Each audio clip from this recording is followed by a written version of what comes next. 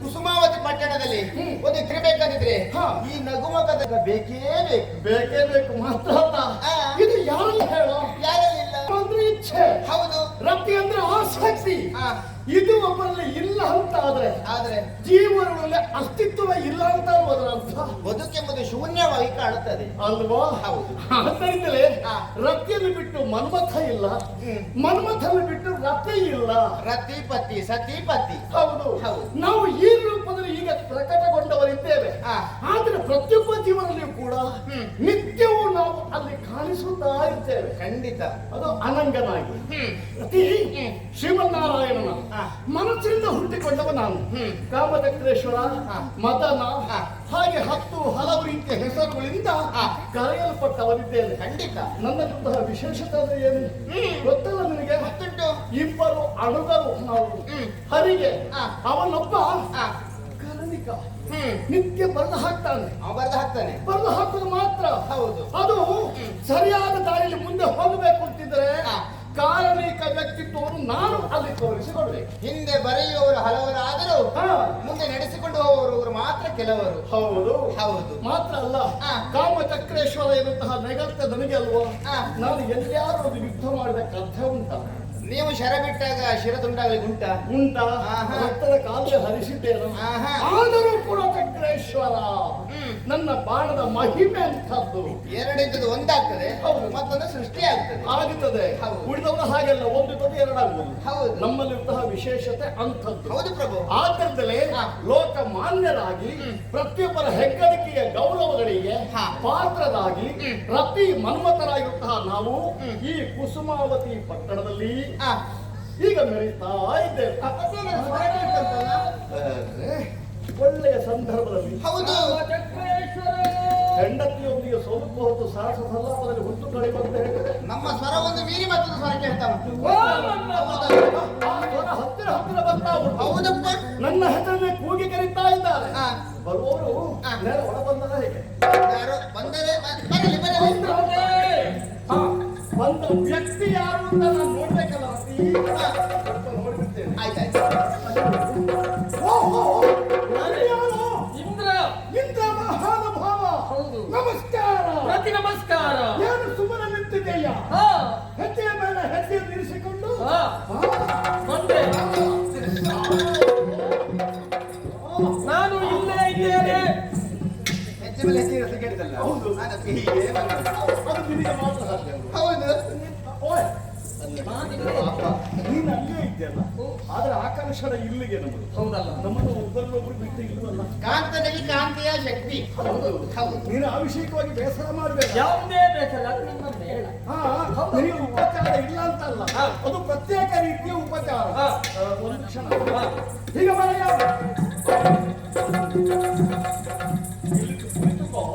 ಕುಳಿತುಕೋ. ಬಹಳ ಅವಸರವಾಗಿ ಬಂದ ಹಾಗುಂಟು. ಹೌದು. ಮನಲಿ ಕೊಟ್ಟ. ಹೌದು. ಹೌದಾ? ಕಾರ್ಯಕಾರಣವಿಲ್ಲದೆ ನಾನು ಬರುವವನಲ್ಲ.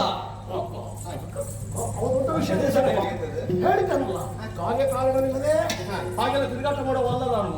ಯಾವುದೋ ಕಾರ್ಯ ಹೊತ್ತುಕೊಂಡೆ ಬಂದಿದ್ದಾನಂತ ಆಯ್ತು. ಒಂದುಂಟು ಇವನು ಸ್ವಲ್ಪ ಮಾತಾಡಿ ಬೇಗ ಕಳಿಸ್ಕೊಡ್ತೇನೆ. ನೀವು ಸ್ವಲ್ಪ ಅಂತ ಹೇಳ್ತೀರಿ, ಅವನು ಮಾತಾಡಲಿಕ್ಕೆ ಪ್ರಾರಂಭಿಸಿದ್ರೆ ನಿಲ್ಲಿಸಲಿಕ್ಕೆ ಗೊತ್ತಿಲ್ಲ.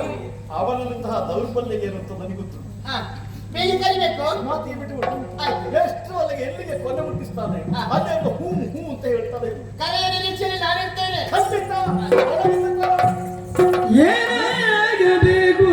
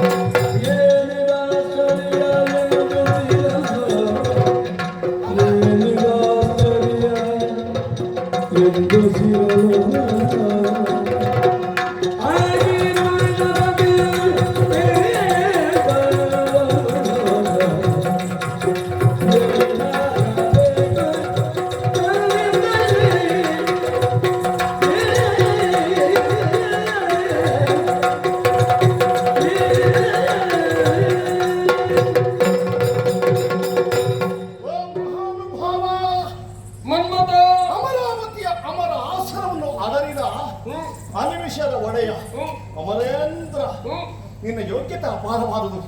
ಪ್ರಯತ್ನ ಮೂಲಕವಾಗಿ ವ್ಯಕ್ತಿಯಾದರೂ ಎಷ್ಟು ಉನ್ನತ ಮಟ್ಟವನ್ನು ಸೇರ್ತಾನೆ ಅನ್ನುವುದನ್ನು ಲೋಕಕ್ಕೆ ಸಾದರಪಡಿಸಿದವ ನೀನು. ಆದ್ದರಿಂದಲೇ ಬಹು ಮಾನ್ಯತೆಯನ್ನು ಸಂಪಾದಿಸಿಕೊಂಡಂತಹ ನೀನು ಈ ಕಡೆಗೆ ಬಂದಿದ್ದಾದ್ರೆ ನನಗೆ ಆಶ್ಚರ್ಯವಾಗುತ್ತಾ ಇದೆ. ಸುಮ್ಮನೆ ಬರ್ಲಿಕ್ಕಿಲ್ಲ. ಹೌದು, ಬಂದಿದ್ದೀಯಲ್ಲ, ಬಂದ್ರೆ ಅಡ್ಡಿಲ್ಲ. ಉಭಯ ಕುಶಲೋಪರಿ ಮಾತಾಡಿಕೊಂಡು ಹೊತ್ತು ಕಳೆಬೋದಿತ್ತು. ನಿನ್ನ ಮುಖದ ವರ್ಚಸ್ಸು ಗಾಹೀನವಾಗಿದೆ. ಯಾವುದೋ ವಿಷಯಕವಾಗಿ ಮನಸ್ಸಿನ ಒಳಗೆ ಒಂದು ವಿಷಯವನ್ನು ಎಣಿಸುತ್ತಾ ಪರಿಮಾರ್ಜನೆಗೆ ದಾರಿ ಕಾಣುವುದಿಲ್ವಲ್ಲ ಎನ್ನುವ ತಳಮಳದಿಂದ ಎದ್ದು ತೋರ್ತಾ ಇದೆ.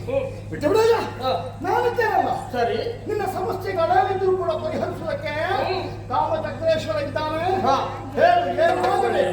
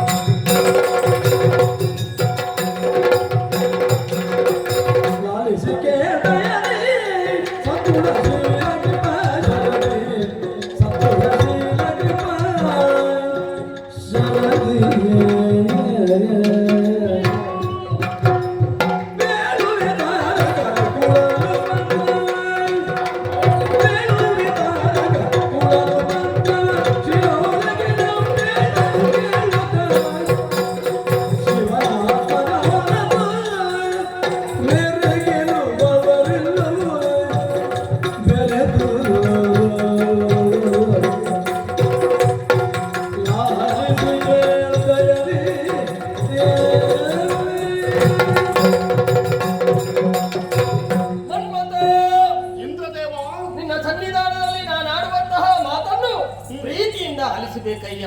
ಏನಿಗೆ ದೊಡ್ಡ ಮಾತು, ಸಂವಿಧಾನ ಹಾಗೆಲ್ಲ. ನೀನು ಶೀಲನೂ ಹೌದು, ಸುಶೀಲನೂ ಹೌದು, ಕೃಪಾಶರದಿಯ ಹೌದು.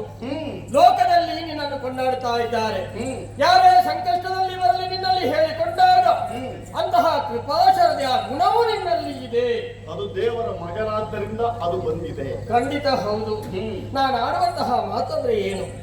ಈಗ ನಾನು ದೇವಲೋಕದಲ್ಲಿ ನಿಲ್ಲುವ ಹಾಗೆ ಇಲ್ಲ. ದೇವಲೋಕ ಬಿಟ್ಟಾಯ್ತು ಈಗ? ಹೌದು. ಅಂದ್ರೆ ಇಲ್ಲಿಗೆ ಬಂದಿದೆ. ಇಲ್ಲಿ ಬಂದಿದೆ. ಹೌದು, ಅಲ್ಲಿಲ್ಲ ಈಗ. ಆಹಾ, ಅಲ್ಲಿ ಇಲ್ಲವೇ ಇಲ್ವಾ? ಆಹಾ, ಇಲ್ವಾ? ಇಲ್ಲ. ಏನು ವಿಷಯ? ಕಾರಣವಿದೆ. ಶೋಣಿತಾಪುರದ ತಾರಕನನ್ನುವಂತಹ ದೈತ್ಯ ಅವನ ಬಲವನ್ನು ಸೇರಿಸಿಕೊಂಡು ಸ್ವರ್ಗಲೋಕವನ್ನು ತನ್ನ ಪ್ರಭುತ್ವವನ್ನು ಸ್ಥಾಪನೆ ಮಾಡುವುದಕ್ಕಾಗಿ ಲಗ್ಗೆಯನ್ನಿಟ್ಟ. ಯಾವ ತಾರಕನಪ್ಪ ಇವ? ದೇವತೆಗಳಂತಹ ನಮ್ಮಲ್ಲಿ ಸಮರವನ್ನು ಹೂಡಿದ ಪರಿಣಾಮವಾಗಿ ನಮಗೆಲ್ಲ ಸೋಲವಾಯಿತು. ರಾಕ್ಷಸರು ಬಂದಿದ್ದಾರೆ ಎನ್ನುವಂತಹ ವಿಷಯವನ್ನು ಕೇಳಿ ತಿಳಿದು ಒಮ್ಮೆಲೆ ಓಡುವ ಜನ ನೀನಲ್ಲ. ಇದ್ರು ಹಾಕಿಕೊಡ್ತೀನಿ, ಖಂಡಿತ ಹೋರಾಟ ಮಾಡ್ತೀನಿ, ಮಾಡ್ಲೇಬೇಕು. ಎಂತ ಪ್ರಸಂಗ ಇಲ್ಲ ಬಿಡು. ಹೌದು, ಏನು ಮಾಡ್ಲಿಕ್ಕೆ ಆಗ್ತದೆ? ಹೌದು, ಅಂತೂ ನನ್ನ ಪಾಲಿಗೆ ಸೋಲಾಯಿತು. ಆದ್ರೆ ಸೋಲಾದ ತಕ್ಷಣ ನಾವು ದೂರಿಕೊಳ್ಳುವುದು ಯಾರಲ್ಲಿ? ಬ್ರಹ್ಮನಲ್ಲಿಯೋ ಅಥವಾ ನಾರಾಯಣನಲ್ಲಿಯೋ? ಅಲ್ಲಿಗೆ ಹೋದೆಯಾ? ಹೌದು. ಹೋದ ವಿಚಾರವನ್ನು ಶ್ರೀಹರಿಯಲ್ಲಿ ಬಿತ್ತರಿಸಿದಾಗ ಈ ಕಾರ್ಯ ಅಂದ್ರೆ ಆ ತಾರಕಾಸುರನ್ನು ವಧಿಸುವಂತಹ ಕಾರ್ಯ ನನ್ನಿಂದ ಆಗದು. ಅವನಿಗೆ ವಿಶೇಷವಾದಂತಹ ವರಬಲವಿದೆ. ಆತನನ್ನು ವಧಿಸುವಂತಹವರು ಇರಬೇಕು ಅಂತ ಇದ್ರೆ ಹರಣ ಕುಮಾರನಿಂದ ಹೊರತು ಬೇರೆ ಯಾರಿಂದಲೂ ಸಾಧ್ಯವಿಲ್ಲ ಎನ್ನುವ ಹಾಗೆ. ಹಾಗಾಗಿ ಅಂದು ದಕ್ಷಯಜ್ಞದಲ್ಲಿ ದಾಕ್ಷಾಯಿಣಿ ದಗ್ಧವಾಗಿ ಹೋದಂತಹ ವಿಚಾರ ನಾವೆಲ್ಲ ತಿಳಿದುಕೊಂಡಂತಹ ವಿಚಾರವೇ. ಈಗ ಪರ್ವತರಾಜನ ಮಗಳಾಗಿ ಪಾರ್ವತಿ ಎನ್ನುವ ಹೆಸರಿನಿಂದ ಮತ್ತೆ ಶಿವನನ್ನು ಸೇರಬೇಕೆನ್ನುವಂತಹ ಉದ್ದೇಶದಿಂದ ತಪಸ್ಸನ್ನು ಮಾಡ್ತಾ ಇದ್ದಾಳೆ. ಆ ಮಹಾತಾಯಿ ಮತ್ತೆ ಹುಟ್ಟಿ ಬಂದಿದ್ದಾಳ. ಹೌದು, ಸಂತೋಷ. ಹಾಗೆಂದು ಪರಶಿವನು ಸತಿಯನ್ನು ಕಳೆದ ಚಿಂತೆಯಲ್ಲಿ ವೈರಾಗ್ಯದಿಂದ ತಪಸ್ಸಲ್ಲಿ ತೊಡಗಿದ್ದಾನೆ. ಅದು ಹೌದಂತೆ. ಹಾಗಾದ್ರೆ ಅವರಿಬ್ಬರು ಒಂದಾಗಬೇಕು, ಅವರಿಗೊಬ್ಬ ಮಗ ಹುಟ್ಟಬೇಕು, ತಾರಕನ ಅಳಿವಾಗಬೇಕು ಅಂತಿದ್ರೆ ನೀನೊಂದು ಉಪಕಾರ ಮಾಡಬೇಕು. ನಾನು ಮಾಡಬೇಕಾದ್ದು ಏನದು ಹೇಳು? ನಿನ್ನ ಬತ್ತಲಾಗಿರುವಂತಹ ಸುಮೋಷರಗಳನ್ನು ಶಿವನಿಗೆ ಪ್ರಯೋಗಿಸುವಂತಾದ್ರೆ ತಪಸ್ಸಿನಿಂದ ಹೇಳ್ತಾನೆ. ಹಾಗೆ ಮನಸ್ಸಲ್ಲಿ ನಾನಾ ಭಾವನೆಗಳು ಹುಟ್ಟಿಕೊಳ್ಳುತ್ತಾರೆ. ಸತ್ಯವನ್ನು ಅರಸುತ್ತಾ ಹೋಗಬೇಕು, ಅವರಿಬ್ಬರು ಒಂದಾಗಬೇಕು, ಕಲ್ಯಾಣವಾಗಬೇಕು, ಅವರಿಗೊಬ್ಬ ಮಗ ಹುಟ್ಟಬೇಕು, ತಾರಕನ ಅಳಿವಾಗಬೇಕು. ಮಾತ್ರವಲ್ಲ, ಇಂತಹ ಕೆಲಸ ನಿನ್ನಿಂದ ಆಯ್ತು ಅಂತಾದ್ರೆ 3 ಲೋಕದಲ್ಲಿ ನಿನಗೆ ಶ್ರೇಷ್ಠವಾದ ಹೆಸರು. ಎನಲು ನಕ್ಕನ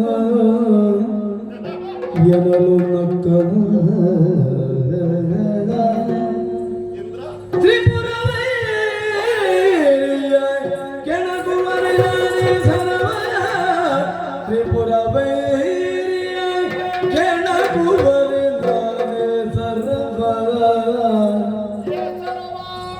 ಶಿವ ಮುನಿದರೆ ಜಗವ ಸುಡುವರು ನಿಟಿಲ ಭಗ್ನಿಯಲೆ ಶಿವ ಮುನಿದಡೆ ಜಗವ ಸುಡುವರು ನಿಟಿಲ ಭಗ್ನಿಯಲೆ ತೃಣಮಿದಿರೆ ಕಲ್ಪಾಂತ ಭಗ್ನಿಗೆ ತೃಣಮಿದಿರೆ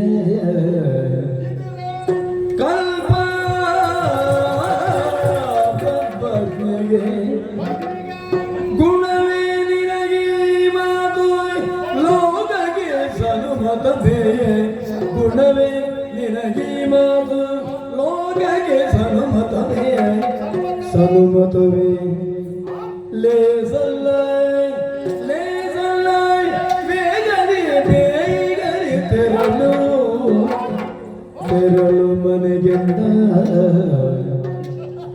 ಎನಲು ನಕ್ಕನು ಆ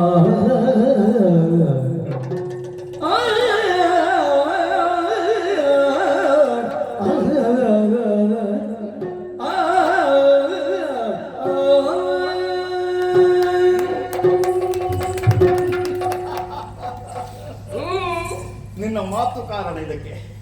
ಹೌದಾ? ನಗ ಬರುವ ಹಾಗೆ ಮಾಡಿಬಿಟ್ಟೆಲ್ಲ. ಈಗ ನಗೆಯ ಮಾತಾಯ್ತಾ? ನನಗೆ ಅನ್ನಿಸುವುದು ಏನು ಗೊತ್ತಾ? ಎಂತೆಂಥವರೆಲ್ಲ ಲೋಕದಲ್ಲಿ ಇದ್ದಾರಪ್ಪ, ಇಂಥವರು ಇದ್ದಾರಲ್ಲ.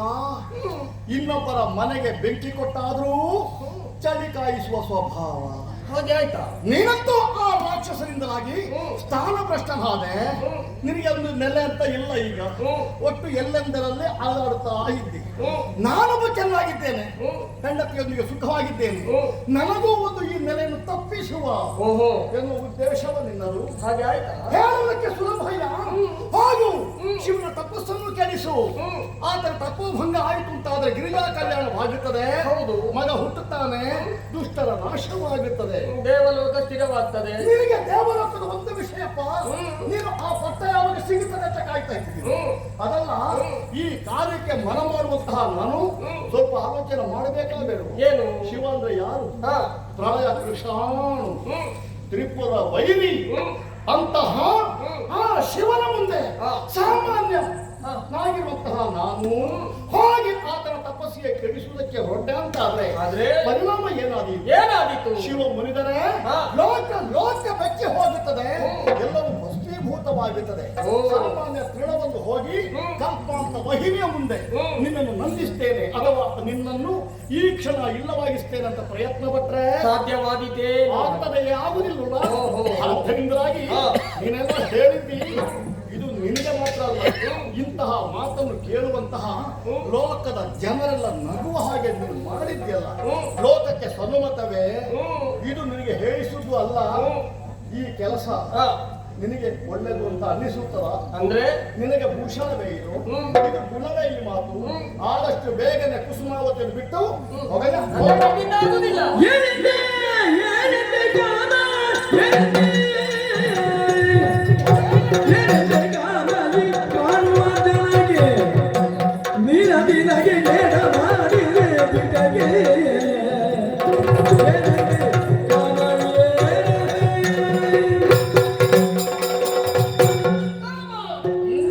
ನಾನು ಹೋಗಬೇಕಲ್ಲ, ಬರುವಾಗ ಏನು ಮಾಡಿದೆ? ಬಂದ ದಾರಿಗೆ ಸುಂಕ ಇಲ್ಲ. ಎತ್ತರವಾದಂತಹ ಪೀಠವನ್ನು ನನಗೆ ಕೊಟ್ಟೆ. ಅದು ಮನೆಯ ಕರ್ತವ್ಯ, ಅತಿಥಿ ದೇವೋಭವ. ಏನಾಗಬೇಕೆನ್ನುವ ಹಾಗೆ ಕೇಳಿದೆ. ಹೌದು, ಪರಿಹರಿಸ್ತೀನಿ ಎನ್ನುವ ಹಾಗೆ ನಿನ್ನ ಮಾತಿನಲ್ಲಿತ್ತು. ನಿನ್ನ ಸಮಸ್ಯೆ ಇಷ್ಟೆಲ್ಲ ಗಹನವಾಗುತ್ತೆ ಯಾರಿಗೂ? ಆದ್ರೆ ನಿನ್ನ ವಿಷಯ ಇಷ್ಟೇ ಅಂತ ಗೊತ್ತಾಯ್ತು. ಏನಾಯ್ತು? ಬರುವಾಗ ನನಗೆ ಗೊತ್ತಾಗಲಿಲ್ಲ. ಲೋಕದಲ್ಲಿ ಸರಿಯಾಗಿ ನೋಡು, ಎಲ್ಲರೂ ಸತಿಮತಿಗಳು ಒಂದಾಗಬೇಕು ಅಂತ ಇದ್ರೆ ನಿನ್ನ ಅನುಗ್ರಹ ಬೇಕೇ ಬೇಕು. ಮೂರು ಮೂರ್ತಿಗಳೊಮ್ಮೆ ಸರಿಯಾಗಿ ನೋಡು, ಲಕ್ಷ್ಮೀನಾರಾಯಣನ ಜೊತೆಯಾಗಿರಬೇಕು ಅಂತ ಇದ್ರೆ ನಿನ್ನ ಕೃಪೆ ಬೇಕು. ಅಲ್ಲಿ ಅನಂಗ ಇರ್ತಾನೆ. ಬ್ರಹ್ಮಶಾಸ್ತ್ರ ಒಂದಾಗಬೇಕು ಅಂತ ಇದ್ರು ನಿನ್ನ ಕೃಪೆ ಬೇಕು. ಹೌದಯ್ಯ? ಲೋಕದ ಒಳಿತಿಗಾಗಿ ನಿನ್ನ ಕೃಪೆ ಬೇಕು. ಹಾಗಾದ್ರೆ ಇಂದು ಹರಣ ತಪಸ್ಸನ್ನು ಕಡಿಸುವುದಕ್ಕೆ ಹೋಗಬೇಕು ಅಂತ ಇದ್ರೆ ನಿನಗೆ ಜೀವ, ಅಂದ್ರೆ ನಿನ್ನ ಜೀವದ ಲಾಭಕ್ಕೋಸ್ಕರ ಈ ರೀತಿಯಾಗಿ ಆಡ್ತಾ ಇದ್ದಿ. ಅದೇ ಸುಟ್ಟು ಹೋಗ್ತೇನೆ ಎನ್ನುವಂತಹ ಜೀವನಲ್ಲದ ನುಡಿಯನ್ನು ಆಡ್ತಾ ಇದ್ದೀನಿ. ಆದ್ರೆ ಲೋಕ ಸುಟ್ಟು ಹೋಗುವಾಗ ನಾನು ಉಳಿತೇನೆ ಅಂತ. ಹೌದಪ್ಪ, ನಿನ್ನಂತವರು ಹಾಗೆ. ನಿನ್ನ ಜೊತೆಯಲ್ಲಿ ಪ್ರತಿಯೊಬ್ಬರು ಇದ್ರೆ ಸಾಕು, ಮೂರು ಲೋಕವು ಏನಾಗಿ ಹೋದ್ರೆ ಎನ್ನುವ ಹಾಗೆ ಲೋಕದೊಳಗೆ ನೀನು ಕೂಡ ಇದ್ದಿ ಎನ್ನುವಂತ ಆ ನೆನಪು ಕಲ್ಪನೆ ನಿಮಗೆ ಇರಬೇಕಿತ್ತು. ನೀನು ಹೋದಂಡ ಅಕ್ಷರ ನೀನು ಹೇಳಿದಾಗೆ ಬಂದದ್ದಲ್ಲ, ಶ್ರೀಹರಿಯ ನಿರೂಪಣೆಯಂತೆ ನಾನು ಇಲ್ಲಿಗೆ ಬಂದಿದ್ದೇನೆ. ಹೋಗುವಾಗ ಆಡುವಂತಹ ಮಾತನ್ನು ನಾನು ಆಡಲೇಬೇಕು. ಲೋಕದ ಒಳಿತಿಗಾಗಿ ಎಂತೆಂಥವರು ತ್ಯಾಗವನ್ನು ಮಾಡಿದ್ದಾರೆ. ದದೀಚಿ ಮಹರ್ಷಿಗಳು ತನ್ನ ಬೆನ್ನನ್ನು ಬಂದ ವಜ್ರಾಯುಧವನ್ನಾಗಿ ನನಗೆ ಕೊಟ್ಟರು. ಯಾಕೆ? ಪ್ರಾಯ ಹೋಗುವ ಸಂದರ್ಭ ವೃದ್ಧಾಪ್ಯಾವಧಿತ ಮತ್ತೆ ಏನೇ ಇಲ್ಲಿ ಅವರ ಜೀವನ ಆಸೆ ನನ್ನನ್ನು ತೊರೆದು ಮಾಡಿದಂತಹ ಸೇವೆ ಅದು ಶಾಶ್ವತವಾಗಿ ಉಳಿಯುತ್ತದೆ. ಯಾವತ್ತೂ ಅವರ ಸ್ಮರಣೆ ಮಾಡಲೇಬೇಕು. ಈ ಮೂತ ವಾಹನ ಹಕ್ಕುಗಳ ರಕ್ಷಣೆಗೆ ಬೇಕಾಗಿ ನನ್ನ ಪ್ರಾಣವನ್ನೇ ಸಮರ್ಪಣೆ ಮಾಡಿದಾಗ ನೀನು ಏನು ಸರಿ ಇಂತಹ ಹೇಗೆ ಮಗನಿದ್ದಾನೆ ಎನ್ನುವ ಹಾಗೆ ನಾನು ತಿಳಿದುಕೊಳ್ಳಿಲ್ಲ. ಆದ್ರೆ ನೀವು ಹೋಗುತ್ತದೆ ಹೇಳಿದ ತಕ್ಷಣ ಹೋಗುತ್ತೇನೆ ಎಲ್ಲಿಗೆ? ಇಂತಹ ಒಂದು ಪಾರ್ವತಿ ಕಲ್ಯಾಣವನ್ನು ಮಾಡುವುದಕ್ಕೆ ಎಂತವರಾದ್ರೂ ಸಿಕ್ಕಿಯೇ ಸಿಗ್ತಾರೆ. ಮೂರು ಮೂರ್ತಿಗಳಿದ್ದಾರೆ, ಯಾರು ಇದ್ದಾರೆ ಅನ್ನುವ ಹಾಗೆ ಸಿಗ್ತಾರೆ ಅನ್ನುವ ಹಾಗೆ ಹುಡುಕುತ್ತಾ ಮುಂದೆ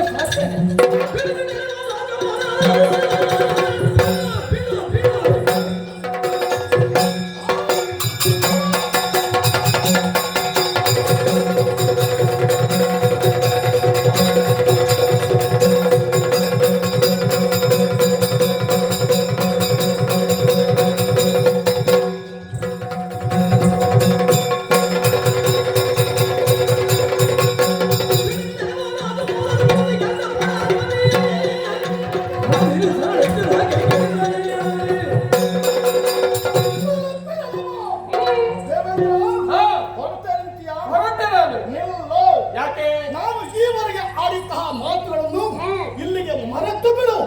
ಅಂದ್ರೆ ಈಗ ಆಡುವ ಮಾತನ್ನು ಕೇಳು. ಹೇಳು.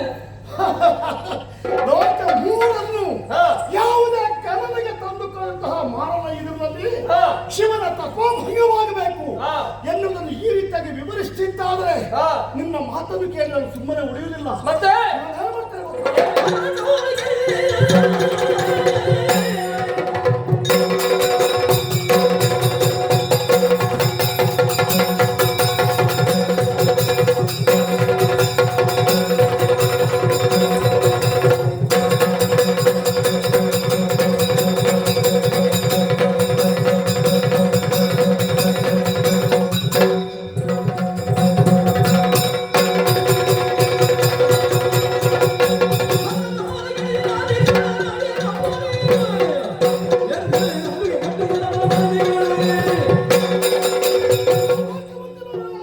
ಪ್ರಭು ಪರಮೇಶ್ವರ ಆತ ಲೋಕ ಗುರು ಮಾತ್ರವಲ್ಲ, ಹಾ. ಮನ್ಮಥನಿಗೂ ಗುರು. ಹ್ಮ್ ಅವನು ಕೊಟ್ಟಂತಹ ಇಕ್ಷುಟಾಪ ಹಾ. ನಾನು ಕಾಲದಲ್ಲಿ ಧರಿಸಿಕೊಂಡಿದ್ದೇನೆ. ಹ್ಮ್ ಇದರ ಪರಿಚಯವನ್ನು ಮಾಡಿಸ್ತೇನೆ. ಹಾ. ಆದ್ದರಿಂದಲೇ ಹ್ಮ್. ತಪೋನಿತರಾದಂತಹ ಸ್ವಾಮಿಯನ್ನು ಹಾ. ಎಚ್ಚರಿಸುವಲ್ಲಿ ಹ್ಮ್. ನಾನು ಕಾರ್ಯ ಪ್ರವೃತ್ತನಾಗಿದ್ದೇನೆ. ಹಾ. ಹೇಳಿ ನಮ್ಮ ಸಂತೋಷವಾಯಿತು. ಈಗ ಕಲ್ಯಾಣದ ನಿರೀಕ್ಷೆಯಲ್ಲಿ ಇರ್ತೇನೆ. ಮತ್ತೆ ಹೇಳಿಕೊಂಡು ಹೋಗೋಣ. ಹಾ. ನಿರೀಕ್ಷೆ ಮಾತ್ರ ಇದ್ರೆ ಆಯ್ತು. ಆಯ್ತು.